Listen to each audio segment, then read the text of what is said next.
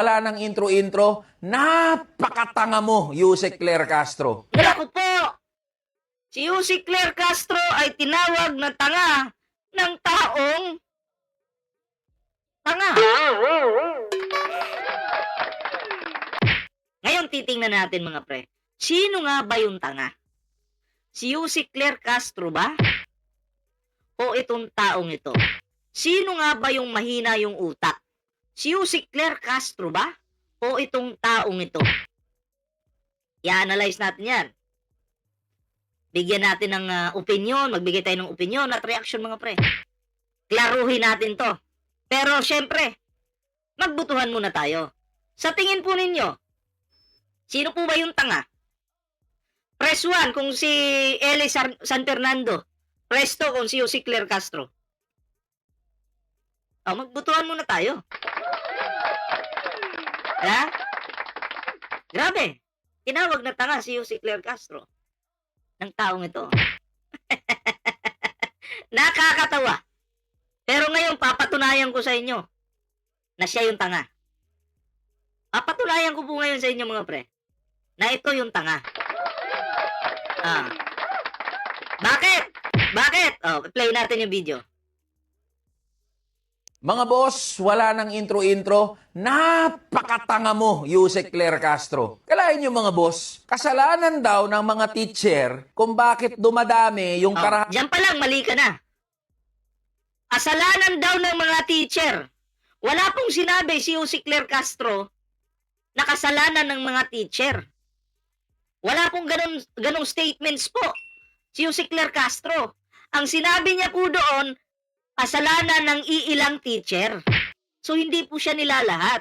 Hindi po ng mga, kundi ng iilang mga teacher.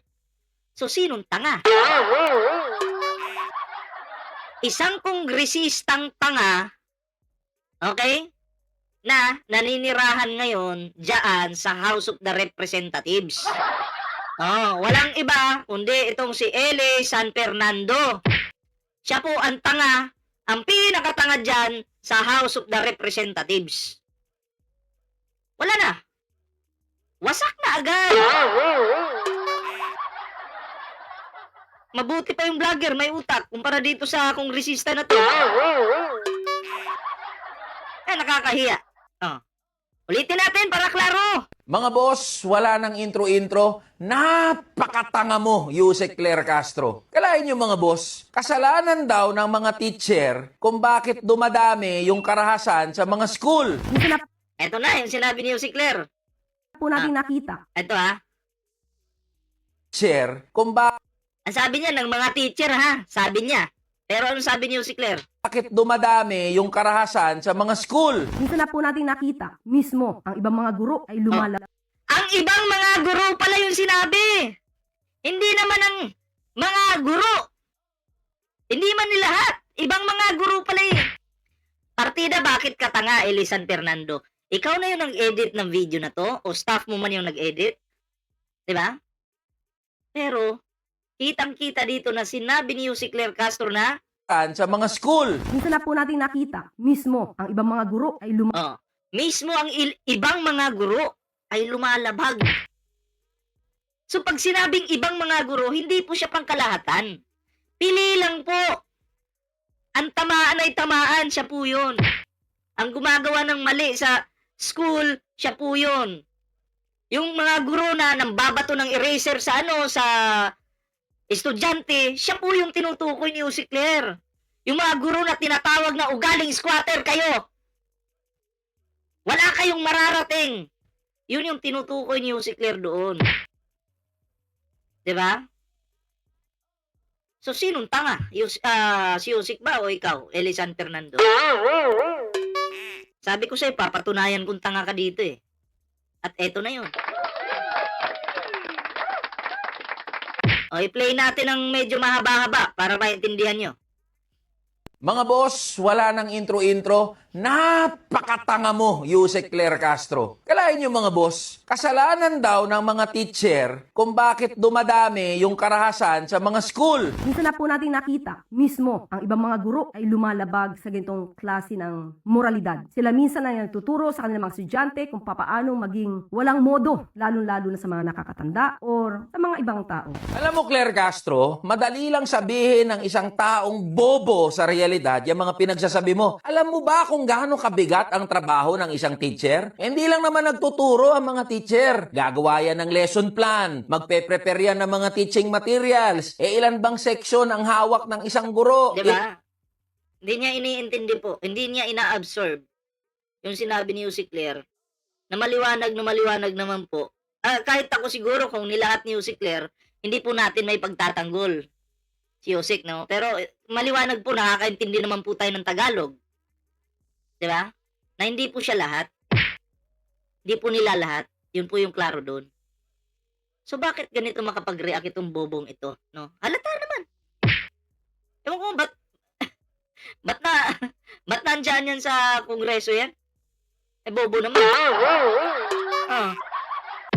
Lang bata yung aalagaan, tuturuan at pagpupukusan yan. Tapos, uuwi ang mga teacher, mag-aasikaso sa bahay, mag-aalaga ng anak. Yung hindi niya natapos ng mga papeles sa school, tatapusin yan sa bahay. At pagtapos ng lahat yan, magpe-prepare siya uli para pumasok kinaumagahan. Lahat ng yan, Lumalayo. sabay-sabay na gagawin ng isang teacher, Yusek Claire Castro. Pagkakasahin yan sa isang buong araw para sa gagarampot na sahod. Tapos yung mga kakulangan sa classroom, teacher din na sumasagot niyan. Kulang sa tiyok, walang electric fan, walang walis, walang floor wax. Teacher lahat ang kumakargo niyan sa halip na gobyerno. Tapos ang maririnig pa ng mga teacher mula mismo sa gobyerno, kasalanan nyo kasing mga teacher. Kung bakit Yan, klaro ha.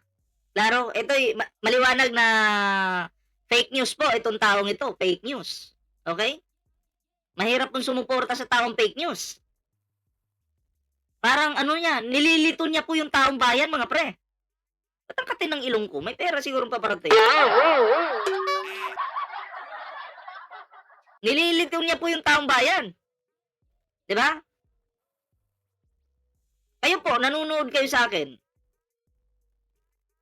Pinakita ko yung video. Partida sila na mismo yung nag-edit niyan. Sa video niyan. Nilahat po ba yung mga teacher? Nilahat po ba?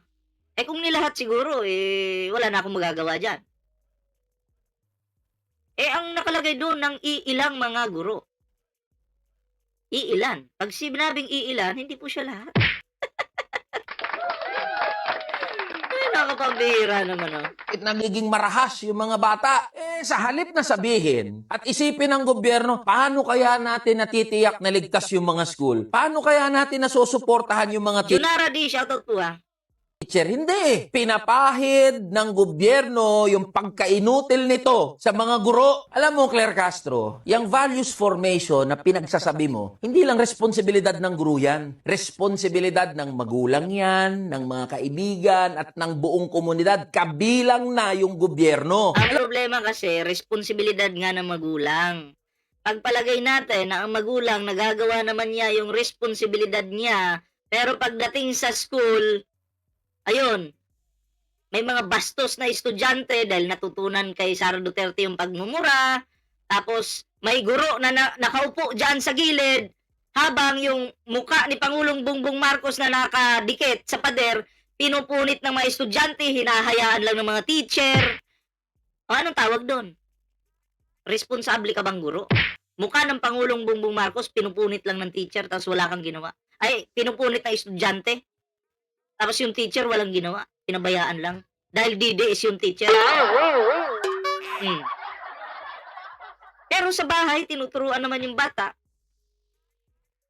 Or di kaya may matinong bata na nakaupo doon, nakikita niya yung ginagawang katarantaduhan ng classmates niya.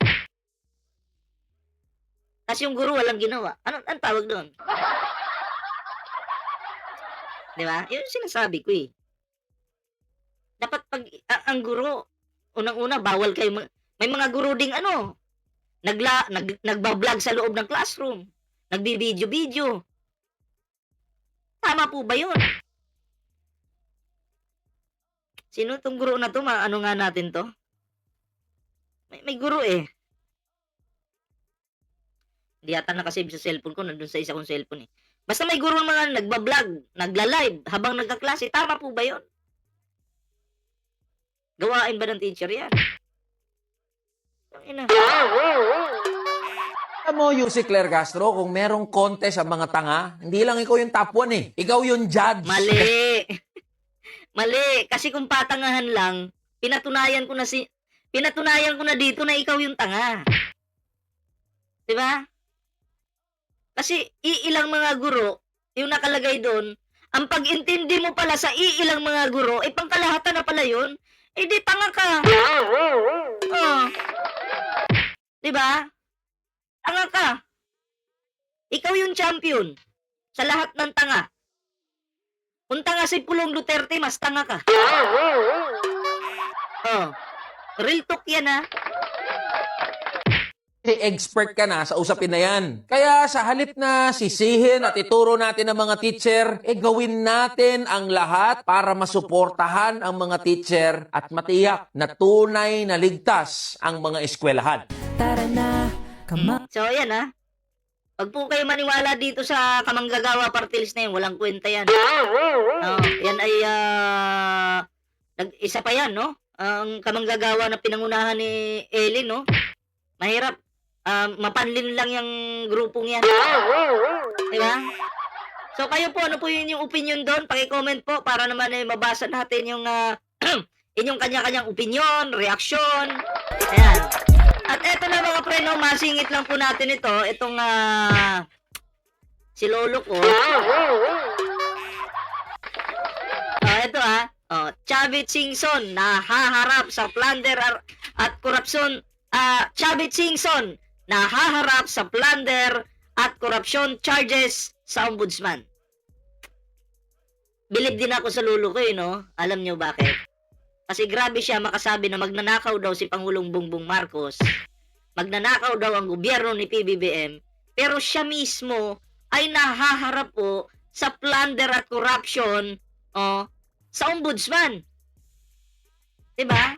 Ang payo ko lang sana sa aking Lolo Chavit, ang payo ko lang, bago ka kasi magwalwal, siguraduhin mo muna sa sarili mo na ikaw ay malinis, na ikaw ay walang dumi, na ikaw ay kagalang-galang na matanda. Siguraduhin mo sana muna yon. Hindi yung magwawalwal ka na, si BBM magnanakaw yan. Kung malinis ka, Chabit, bakit may kaso kang ngayon? Diba? Kasi hindi ako naniniwala na ikaw ay anghel. Hindi ako naniniwala na ikaw ay perpekto. Hindi ako naniniwala na ikaw ay hindi makati ang kamay. Alam niyo ibig sabihin, makati din kamay ko. Tingnan niyo, ang kati-kati nga ng kamay ko ngayon, no? May pera sigurong paparating ngayon. Ang kati. Pareho tayo makati yung kamay, makati talaga. Diba? So, lolo ko, please lang, huwag ka na magmalinis, no?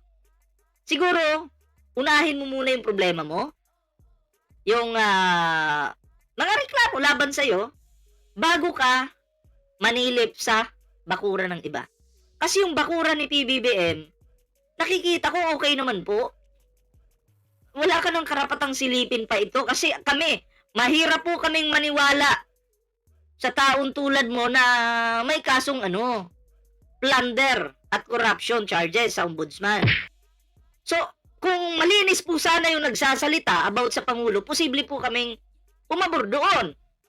Ikaw, hindi ka po kapani-paniwala.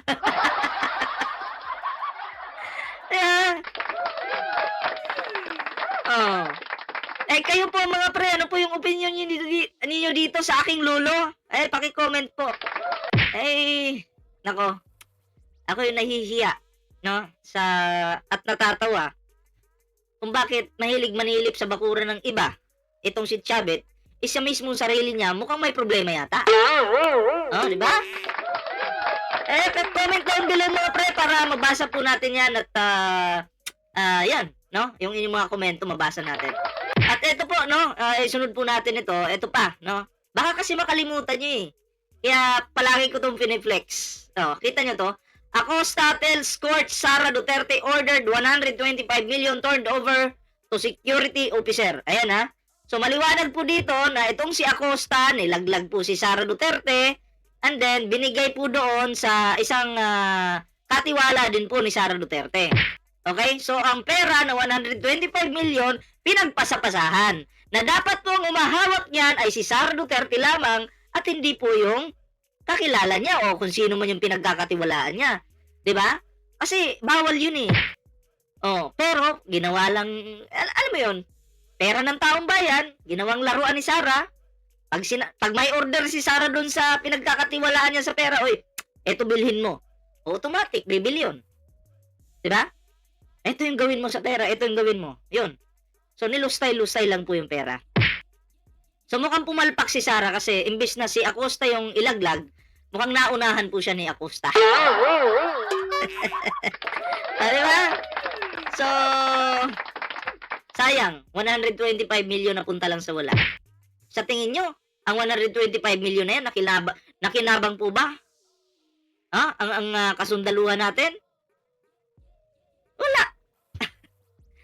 Mismo si Sara siguro nakinabang. Eh, alam niya eh, kung saan ginastos yung mga yan, di ba? Malamang, sa pag-analyze ko, yung sinasabing Christmas party na yan, yung tree planting na yan, dahilan na lang po yan. Di ba? Para may masabi lang, para masabing doon talaga in-apply.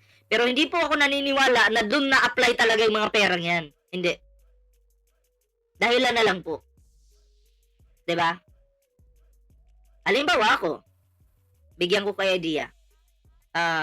Binigyan ako ng 100 ng nanay ko. Sabi ng nanay ko, pambili mo ng ano yan ha, ulam. 100 na ulam, yung sinabawang karne ng baka. Sabihin ko, sige na, bibili ko po ito. Kasi pang ulam ko eh. Ay, ang ginawa ko, may charity doon. May charity. Tulong-tulong kunyari ako doon. Tanim-tanim ako. Ay, tanim-tanim. Yung tulong-tulong ng pagbubuhat ng ng bigas, ganyan. Sasabihin ko sa nanay ko, oh, nak, ano na? Nasaan na yung ulam? Pabili ako sa yung 100 na. Sabi ko na inambag ko doon sa charity. Oh, ayun, kita mo, may picture pa nga kami na yun. Yung buhat-buhat ko na bigas na yan. Nagambag ako na 100 dyan. Tinulong ko sa kanila. Picture namin, nagbuhat pa nga kami dyan. Pero hindi pala. Wala palang ganun. Dinahilan ko na lang yun para hindi ako mapagalitan ng nanay ko. Alam nyo, saan napunta yung 100? Binulsa ko na. So at least yung charity na yun, nagamit ko pa. Naging dahilan pa yun para hindi ako pagalitan ng nanay ko. So feeling ko, ganun yung nangyari kay Sara Duterte. Yung tree planting na yan, yung Christmas parties na yan, dahilan na lang po yun. Nagigets nyo po yung ibig natin sabihin. Ganun lang po kasimple. Diba? So, yun lang yung ating reaction ngayon mga pre. Kayo, ano po yung inyong opinion, reaction? Comment down below para naman po mabasa natin yung inyong mga reaction at opinion po dyan. Ayan. So, ayan mga pre, ako'y magpapaalam po muna pansamantala at yun na nga, mamaya po, abangan nyo yung mga uploads natin dito sa ating YouTube channel. Naku, abang-abang po yan mga pre. So, yun, maraming salamat po sa mga nag-like, share, subscribe sa ating live. Maraming salamat po sa inyo. At ako'y magpapaalam po muna pansamantala. Di ko na kayo maisa-isa dyan sa comment section pero salamat po sa inyo sa pagbisita sa ating live.